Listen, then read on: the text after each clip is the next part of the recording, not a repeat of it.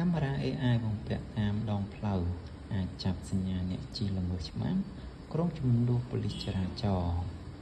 ប្រព័ន្ធកាមេរ៉ា AI សម្រាប់គ្រប់គ្រងចរាចរណ៍ដែលទើបដាក់ដំណើរការនៅទីក្រុងហាណូយបានរកឃើញការបំពានច្បាប់ចរាចរណ៍ចំនួន393ករណីក្នុងរយៈពេលត្រឹមតែ3ថ្ងៃដំបូងនេះគឺជាជំហានសំខាន់មួយក្នុងការពង្រឹងសន្តិសុខចរាចរណ៍នៅរដ្ឋធានីវៀតណាមបើយោងតាមរបាយការណ៍ពីនាយកដ្ឋានប៉ូលីសចរាចរណ៍ហាណូយប្រព័ន្ធនេះត្រូវបានដាក់ដំណើរការជាផ្លូវការនៅថ្ងៃទី13ខែធ្នូឆ្នាំ2025វាមានកាមេរ៉ា AI ជាង 1,800 គ្រឿងដែលត្រូវបានដំឡើងនៅចំណុចប្រសព្វផ្លូវ19កន្លែងផ្លូវធំ25ខ្សែនិងស្ពានសំខាន់នានាទូទាំងទីក្រុងប្រព័ន្ធនេះអាចរកឃើញការបំពានច្បាប់ចរាចរណ៍រហូតដល់28ប្រភេទផ្សេងក្នុងចំណោមការបំពានទាំង393ករណី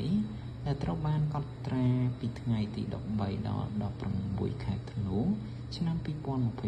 2025មាន125ករណីពាក់ព័ន្ធនឹងរថយន្តនិង268ករណីពាក់ព័ន្ធនឹងម៉ូតូការបំពានភាគច្រើនគឺជាការបើកឆ្លងភ្លើងក្រហមដែលមានចំនួន352ករណីការបំពានផ្សេងទៀតរួមមានការមិនគោរពសញ្ញាសម្គាល់ផ្លូវការបើកផ្ទុយទិសលើផ្លូវមួយទិសការឈប់នៅតំបន់ហាមឃាត់ការទម្លាក់ឬដឹកអ្នកដំណើរខុសច្បាប់និងម៉ូតូដឹកអ្នកដំណើរលើសចំនួនកំណត់នាយកដ្ឋានប៉ូលីសចរាចរណ៍បានបញ្ជាក់ថាប្រព័ន្ធនេះដំណើរការបានល្អនិងមានប្រសិទ្ធភាពខ្ពស់ដោយវីដេអូដែលមានគុណភាពខ្ពស់អាចចាប់យកស្លាកលេខ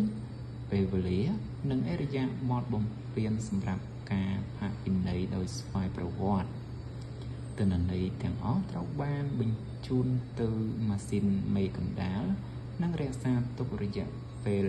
75ថ្ងៃក្រៅពីការអនុវត្តច្បាប់ប្រព័ន្ធនេះក៏បានជួយដល់សន្តិសុខសាធារណៈផងដែរនៅល្ងាចថ្ងៃទី15ខែធ្នូវាបានជួយតាមដានបុរសវ័យ75ឆ្នាំម្នាក់ដែលបាត់ខ្លួននៅសង្កាត់ឋានសួនហាណូយ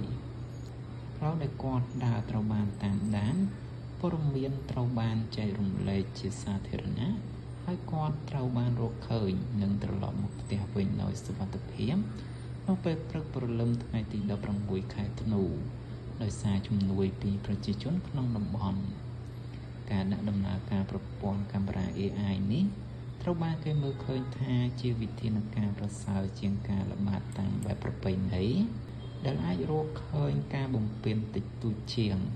វាធានាបាននូវភាពត្រឹមត្រូវនិងភាពយុត្តិធម៌ក្នុងការផាកពិន័យ